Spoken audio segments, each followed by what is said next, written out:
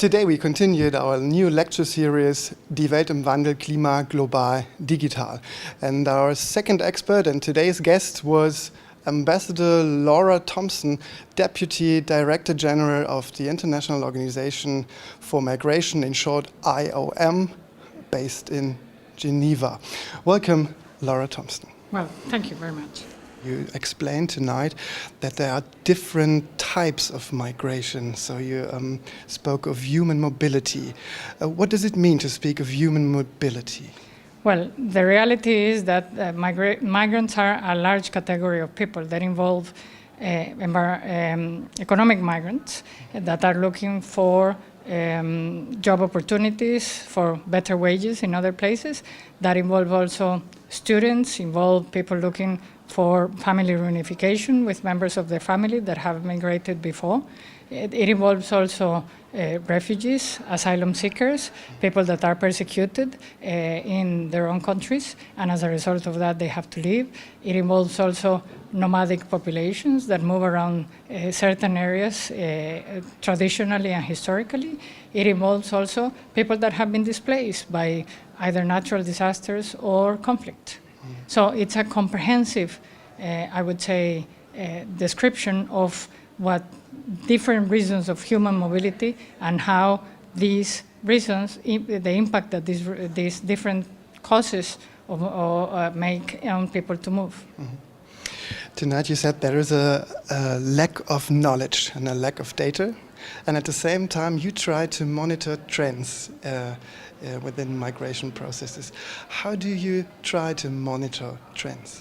Well, first of all, we use very much the data of the same governments. The majority of the governments have data on people that enter, people that leave the country, how many foreigners stay. It's not totally accurate data necessarily, but the governments use. But also we have a lot of data that we produce ourselves while looking at the trends of migration. Where are the migratory routes, for example? How many people are moving, are displaced in a conflict or an environmental natural disaster, and where these people are moving. So basically we use a variety of tools, our data, the data of the governments, and the data of other international organizations in order to build a more clear understanding of what the mobility patterns are and how to use those mobility patterns in cases to predict some cases of mobility in cases of an emergency situation due, again, to a natural disaster or a political crisis. On stage, you brought in some examples from Nigeria, Mali, Nepal, and the Mediterranean Sea. I just asking myself, how do you gain the data to predict or describe the migration trends? What technologies are used? Well, basically, in IOM, we had developed an in-house tool that we call the displacement tracking matrix, that is DTM, and that basically uses a series of tools and different technologies to basically track the movement of people, but it's used only in cases of emergencies.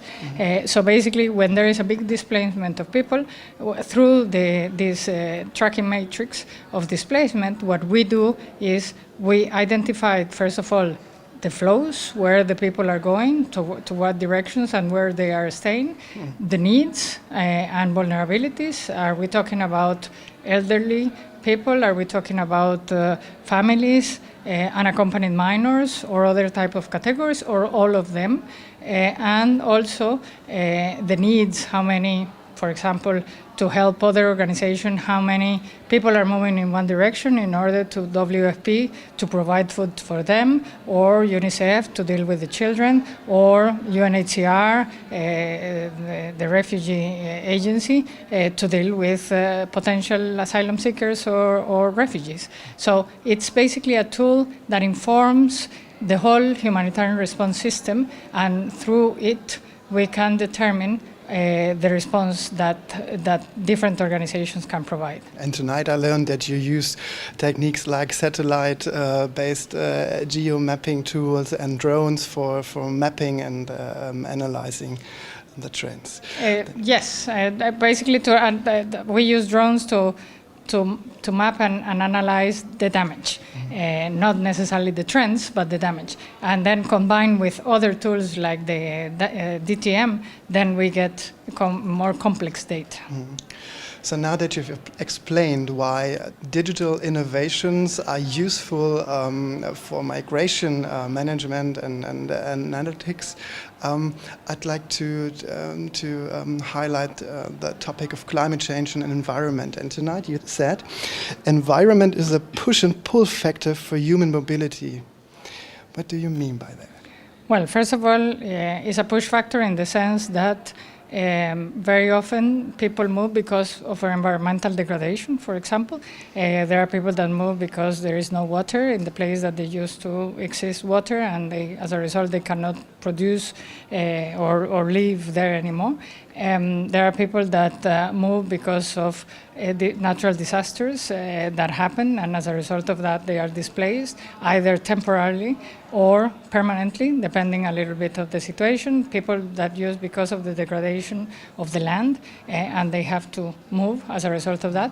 So the type of environmental degradation or the damage to the environment that is created generates human mobility that can be either circular or can be temporary or can be permanently. And as a result of that, part of what we do is to do the analysis of trends of mobility also that happen before a crisis in order to determine also potentially where are the people from a certain location going to be going in case of a crisis. That is, again, predictions that can be confirmed or not, but at least that help us to have an idea of the trends that exist and the potential routes that people are going to take in cases of an emergency. Thank you, Laura Thompson, for your time and for this short interview. Thank you very much.